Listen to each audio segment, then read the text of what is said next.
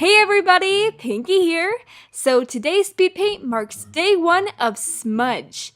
So for the next week we're going to be making a speed paint every day highlighting Smudge's life. The interesting thing about Smudge is that we don't see much of him after book 1, so this week should be fun, with us speculating about what happened to Smudge based off the little that we know. So for today's speed paint, Rachel drew Smudge and Rusty's first meeting. I imagine that Smudge is a few months older than Rusty, and Smudge is super excited when he hears that the two legs moving in next to him have a kitten. I imagine that both of them are too young to climb the fence at first, but they have a crack in the fence that they share, and that's where they meet through. And thus the friendship begins. So I hope you enjoyed this scene. Tomorrow's scene is going to be so funny. You're going to love it. I'd love to hear in the comment section down below what your favorite friendship from the Warrior Cat series is. Well, we'll see you guys tomorrow with the next Smudge speed paint. Be sure to comment, like, and subscribe, and click the little bell to get notifications for when our next video comes out, so that you can be on time. Alrighty, until tomorrow, bye-bye! Hey guys, Pinkbunnygirl43 here. Today is day 2 of Smudge. So I just gotta say, this speed paint is my new favorite that Rachel's done. The scene is of Smudge and Henry. If you don't remember Henry, I don't blame you. He's only ever mentioned twice within the first 20 pages of Into the Wild, and then never again. But he's the plump brown kitty pet that lives with the housefolk on the other side of Smudge's house. Smudge mentions Henry to Rusty when Rusty first tells Smudge about his interest in going into the wild. See my play on words there? I'll read this scene to you from the book. It's on pages 10 through 11 of Into the Wild. Where are you off to, Rusty? Oh, hello, Smudge. You're not going into the woods, are you? Just for a look. You wouldn't get me out there. It's dangerous. Henry said that he went into the woods once. The cat lifted his head and gestured with his nose over the rows of fences toward the garden where Henry lived. That fat old tabby never went into the woods. He's hardly been beyond his own garden since his trip to the vet. All he wants to do is eat and sleep. No, really. He caught a robin there. Well, if he did, then it was before the vet. Now he complains about birds because they disturb his dozing. Well, anyway, Henry told me there's all sorts of dangerous animals out there. Huge wild cats who eat live rabbits for breakfast and sharpen their claws on old bones. I'm only going for a look around. I won't stay long. Well, don't say I didn't warn you. So that brief scene pretty much tells us all we need to know about Henry. He's a fat, lazy old cat that isn't quite the same since he was fixed. And Rusty doesn't believe that he's ever been into the woods, but Smudge insists that Henry once caught a robin there. This conversation kind of makes me curious to what wildcats Henry ran into, if that story is even true. Eating live rabbits for breakfast and sharpening their claws in old bones doesn't really sound like present-day ThunderClan activities. Perhaps he ran into some cats in the alley that would later join up with Scourge, or maybe Henry just saw some things and his imagination blew them way out of proportion. Alas, we shall never know because we never hear the first-hand account from Henry to be able to judge its validity. The only other scene Henry is mentioned in is on pages 27 through 28. I'll read them to you now. Please don't go, Rusty! I might never see you again! Don't worry, my housefolk will get another cat. You'll get along with him just fine. You get along with everyone. But it won't be the same. That's just the point. If I stay around here till they take me to the cutter, I won't be the same either. The cutter? The vet. To be altered like Henry was. But Henry's alright. I mean, I know he's a little bit lazier now, but he's not unhappy. We could still have fun. This scene pushes the fact that fixing a cat changes them and makes them lazy, which I don't entirely agree with. I have 4 fixed male cats of my own, and since their trip to the Cutters, they seem to have kept their same personality and curiosity for life. In fact, it's scientifically proven that fixing a cat adds 5 years to their life, and drastically decreases the chance that they'll die from a life-shortening disease such as feline AIDS. So get your kitty pets fixed. It's with their best interest in mind. This scene that Rachel's drawing today is of Smudge over at Henry's sliding glass door, and he has his paws up on the mesh screen, kind of pawing away, bugging Henry, who's content with sunbathing inside the safety of his home. I imagine Smudge came over to Henry's house many times in this fashion. Perhaps this is what prompted Henry to spin up some crazy stories about wildcats to stop young Smudge from pestering him with questions. And that's pretty much it for this scene. I hope you enjoyed it. I'd love to hear in the comments section down below if you believe that Henry truly traveled into the woods and met with the Wildcats. And if so, who do you think he ran across? Was it ThunderClan or some other group? Well, we'll see you guys tomorrow with the next Smudge Speed Paint. Make sure to comment, like, and subscribe. Until tomorrow, bye-bye! Hello, my fellow warrior fans and Smudge enthusiasts. Pinkbunnygirl43 here. Today is day 3 of Smudge Appreciation. We believe here on this channel that smaller background characters deserve some love. And that's why we're doing these daily speed paints, to bring life to these characters. And today, we're gonna hit you guys hard with some feels. This scene is of Smudge standing on his fence, watching as his best friend in the world, Rusty, vanishes into the distance following 2 strange wildcats to start a new life away from the soft comforts of being a kitty pet. I'm sure it was very hard for Smudge to understand why Rusty wanted to leave his nice home and go and live in the wild. Unsure where his next meal would come from, Smudge must have thought his friend had gone crazy and that he was going off to certain death, and that the wildcats would pick their teeth with Rusty's bones. Luckily, that was not the case. Lionheart and Whitestorm safely led Rusty to ThunderClan, where he was accepted and welcomed into the clan by Bluestar. Yet, I think it was kind of selfish for Rusty to run off and leave Smudge, telling him that his 2 legs would get another kitty pet, and that Smudge and him would get along just fine. Which is true. The next kitty pet, Hattie, and Smudge do become close friends, but Smudge never forgets Rusty. I'm sure as the years pass, Smudge spends way more time wondering about Rusty and how he's doing as a wildcat than Fireheart worries about how Smudge is doing in his kitty pet life. I'd love to hear in the comment section down below if you think that Rusty was as invested in his friendship with Smudge as Smudge was, or do you think it was selfish of Rusty to run off and leave his friend behind? Well, that's all I have for you guys today. I'll see you guys tomorrow with the next speed paint. Make sure to comment, like, and subscribe. Alright guys, bye-bye!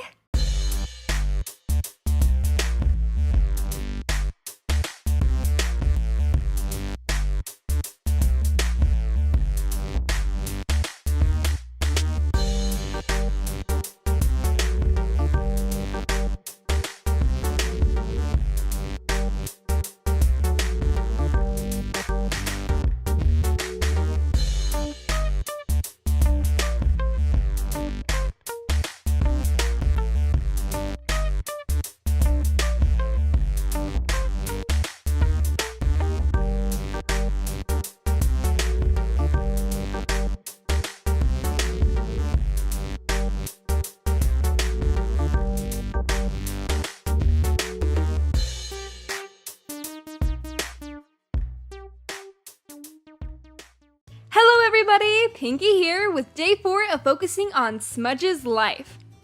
The scene that Rachel's going to be drawing today is a very funny snapshot of Smudge being dragged by his owners to the vet, or as the clan cats call it, the Cutters. Yes, today Smudge is losing his manliness, which reminds me of a funny story of when we fixed one of our own cats. We took him to a place called Snippy's. Isn't that name perfect? Let me know down below if you guys have ever heard of any funny vet names. So in this scene, Smudge is getting picked up by his male owner, while the man's wife is standing in the background tapping her heel, kind of being like, "Honey, come on, hurry and get the cat in the crate or we're going to be late." Smudge is not having any of this. He's digging his claws in, ruining the owner's brand new wood floors. He knew this day was coming. He was warned by Rusty. He had his chance to follow him into the wild, but alas, he did not. And now he must make his fateful trip to the Cutters. I hope you all enjoyed today's speed paint. I thought it was really funny and relatable for anyone who's ever taken a pet to the vet before. I'd love to hear in the comment section down below some funny vet stories you've experienced with your pets. Well, that's all I have for you guys today. I'll see you guys soon with the next speed paint. Be sure to comment, like, and subscribe. Alright guys, bye-bye! Lonely, I am so lonely. I have nobody to call my own. Welcome back everyone. Today is a dark day for Smudge. The scene that Rachel's going to be drawing today is the night that Smudge returns home from the vet, aka the Cutters. He's sitting at his sliding glass door with his cone of shame and his little bandaged bottom. Smudge is having some regrets in this moment. His owners are keeping him inside because they're afraid he might run away because he's upset about getting fixed. Smudge really wishes he could go and visit his friend Rusty. But then he remembers that Rusty doesn't live next to him anymore. He doesn't even know where Rusty is. In the wild? With a clan of cats? What does that even mean? The concept is so foreign from kitty pet life that Smudge can't even fathom where or what Rusty could be doing. Smudge doesn't mind that his owners fixed him. He still loves them. But he did not enjoy the trip in the claustrophobic crate, or how sick the ride to the vet made him feel. The cold tables, the strange medicine, it's a blur to him now. And to think, the procedure only took 2 minutes. Within those 2 minutes, several doors had closed to Smudge. He would never reproduce, never have kids of his own. He didn't mind. He grew up as the only kid in his litter, so he was used to being alone. He always tried to make friends, but they always ended up pushing him away. Was Smudge too needy? Did he demand too much energy? Smudge had thought that finally when he met his neighbor Rusty, that he was going to be a constant in his life. Someone to fill the days with, to be his friend and pal. But Rusty too had left him. Smudge considered a lot of things that night as he stared with a sour taste in his mouth at his full bowl of kibble. At last, Smudge concluded that despite everything looking so down, he would make the best of it. He'd put on a happy face and continue living life to the fullest. He wasn't going to become a lazy lump like Henry. He was going to be friendly, visit all of his neighbors, and spend his days making other cats smile.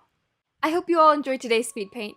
I took a little creative liberty in the storytelling of this one, because there's really no book facts on how Smudge felt after his trip to the vet. I'd love to hear in the comment section down below if you think, like I said, Smudge was an only child, the only kid born into his litter. Well, that's all I have for you guys today. I'll see you soon with the next speed paint. Make sure to comment, like, and subscribe. Alright guys, bye-bye! Hey everybody! Sorry this speed paint is coming up a day late. I had a meet and greet with Jane Animations, The Odd Ones Out, Tim Tom, and Something Else YT yesterday, and I was busy after that with getting episode 15 of Into the Wild up, so I spaced uploading this video until now. My meet and greet video will be coming out soon, so keep an eye out for that. Anyways, back to Smudge. This is day 6 of speed paints for him. And we're jumping forward a few years and books into the Warriors timeline, to Firestar's quest. The scene that Rachel's going to be drawing today is of Firestar comforting Smudge after he comes into ThunderClan talking about this terrible dream that he's had. So let me give you a little bit of background on this scene. Firestar's been having some strange dreams too, hearing desperate wailings of cats, seeing a cat's face in the cloud, and shimmering cats at the gathering. He finds out from Bluestar at the Moonstone that these are the warrior ancestors of SkyClan, the 5th and missing clan, and their territory was where the Two Lake place is now. This is why Smudge has been receiving dreams about SkyClan, because his house rests where this clan used to live. Smudge is frightened by these dreams, and he's unsure of their meaning, so he goes to the one other cat he knows of to have had dreams such as these. He crosses into ThunderClan territory to visit Firestar, and is intercepted by Ashfur and Brambleclaw, who beat him up pretty good. Firestar is nearby and hears the scuffle, and he comes to Smudge's rescue. I'll read the scene from the book to you guys now. It's Firestar's Quest, pages 71 through 74. Smudge heaved himself to his paws, glaring at his attackers. His fur was covered in dust and stuck out in all directions. But he didn't seem to be hurt. "You're lucky I was here to save your pelt," Firestar remarked as the patrols vanished among the trees. "I'll never understand you, Firestar. You actually want to live with these violent ruffians?" Firestar hid his amusement. There was no point in trying to explain that these violent ruffians were warriors who had risked their life at his side time and time again. "It's good to see you again, Smudge. Why did you come so far into the forest? You know it's dangerous for you." Smudge looked away, scuffling the ground with his forepaws. "Well?" Firestar prompted. I think... That is, I'm afraid that I might have to come and live in the forest with you." "Great Star Clan, what's happened? It's not Blood Clan, is it?" "Who?" "Never mind. You're Two Lakes then. They haven't thrown you out, have they?"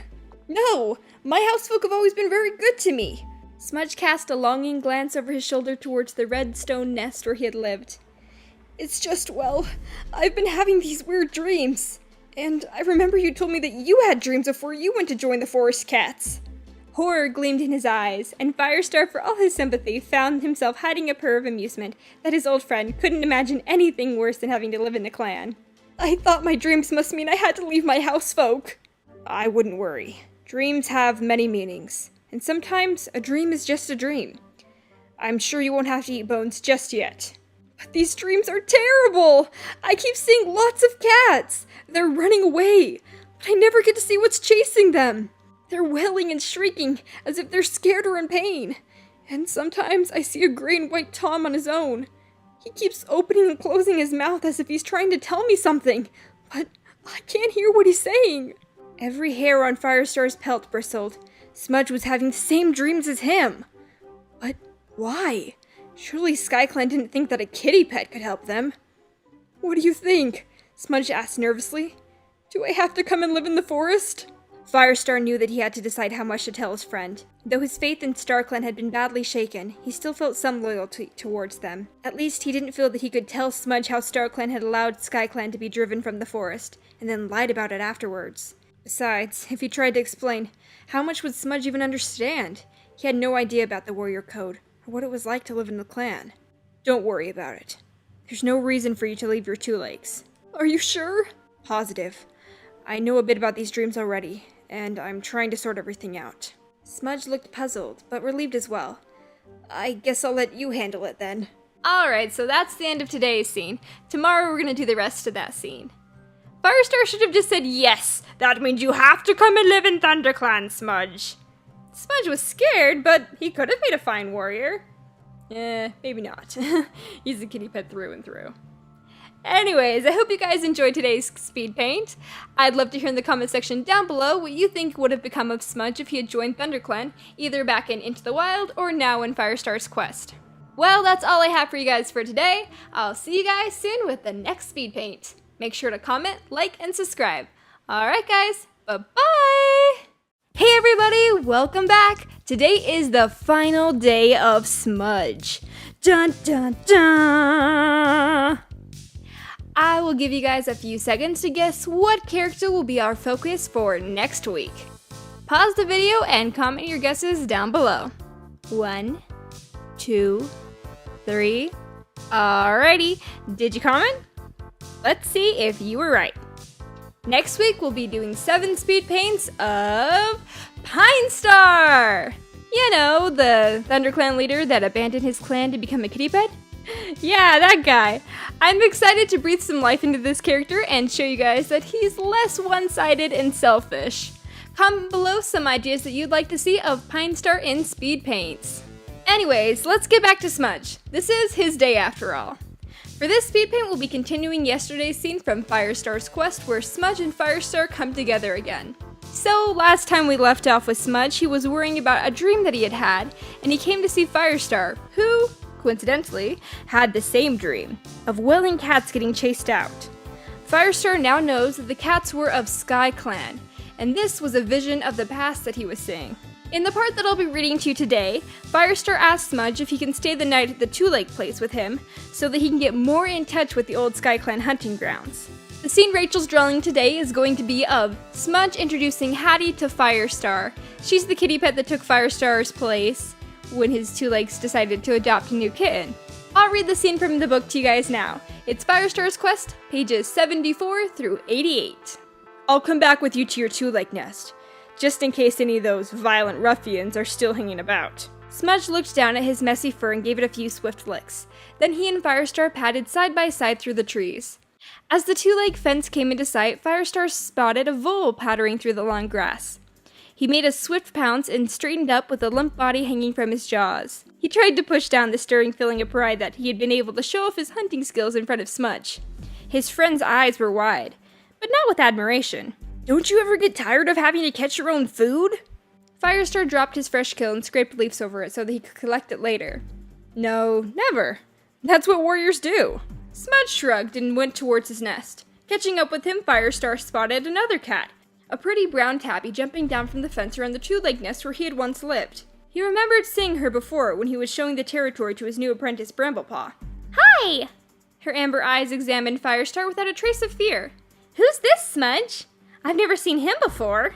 His name's Firestar. He lives in the forest. I'm called Hattie. I've never met a forest cat before. How do you know Smudge? I've known him since I was a kid, Firestar explained. I used to live here, in this Two Lake nest. Really? But this is my home now. Why did you leave? It's a long story. Firestar did not expect the kitty pet, even this lively tabby, to understand what had called him out of his safe life with his 2 legs, to the danger and excitement of the forest. I've got time to listen. Firestar was aware that Smudge was close behind him, quivering with tension. Sorry, maybe another time. Hattie looked disappointed. Don't you want to see where you used to live? My 2 legs dug up a bush that was so old, its roots stretched nearly across the whole garden, and planted some new trees that are great for scratching. Firestar opened his jaws to refuse, but the words didn't come. He stood there silent, gazing at the fence. An old bush. How old? Suppose it had been here before the 2-leg nests were built. Did that mean that it was here when SkyClan lived in the forest? Were there any other remnants of SkyClan's former territory that might have survived? Firestar, why are you standing there with your mouth open?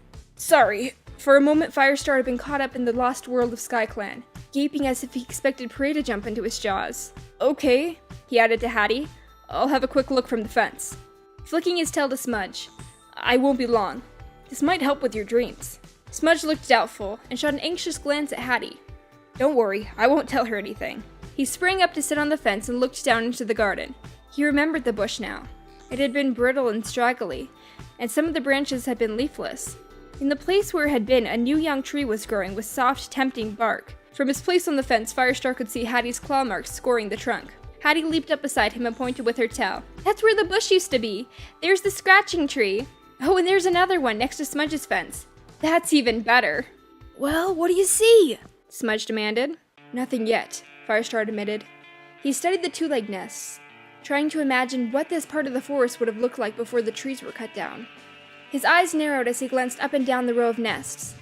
Smudge's nest lay in a slight dip, lower than the others. If Firestar had been leading a clan back then, he would have chosen that place for a camp. He would have wanted a sheltered hollow, perhaps with bramble bushes for extra protection, like the Wind Clan camp. He drew in a swift breath, feeling every hair on his pelt stand on end. Could Smudge's nest been built right on top of the old SkyClan camp? That might explain why he'd been dreaming so vividly about the fleeing cats. Smudge, is it okay if I stay with you for tonight? Of course! But will it be okay with the other cats in your clan? They'll be fine, I promise. I just think this will help me figure out, what we were talking about earlier. So that night, Firestar stays in Smudge's garden. And Smudge goes in to have his dinner. And the next morning, Firestar leaves. And he never sees Smudge again. These are their parting words. I'm really grateful, Firestar. You're a good friend. I'm glad I don't have to come out and live in the forest with you. I'm glad too. Firestar gave Smudge a friendly flick on the ear with the tip of his tail. I know you wouldn't like it. Goodbye then. I'll see you around sometime. Smudge began retreating towards the door of his nest. So, that's the scene. It's never been confirmed what happened to Smudge after this scene. It's possible that he's still alive to this day, hanging out with Hattie and the other neighborhood cats, having a grand old time. Interesting fact for you all. Wild cats live on average 4 to 5 years, but cats that are owned and have been taken for a trip to the cutters to get fixed and get all their shots, on average live to be around 15.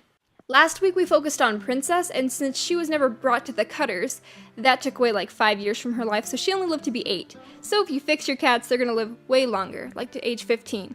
In fact, the longest living cat ever was a cat named Cream Puff, and they were born on August 3rd, 1967, and the cat lived to be 38 years old. And since Firestar died at age 8, I believe that Smudge greatly outlived his neighbor, despite the 9 lives granted him by StarClan. Well, I hope you guys all enjoyed this speed paint. I'd love to hear in the comment section down below how you think Smudge spent the rest of his days. Go and write some little stories. Well, that's all I have for you guys for today. I'll see you guys tomorrow with the next speed paint. Make sure to comment, like, and subscribe. Alright guys, bye-bye!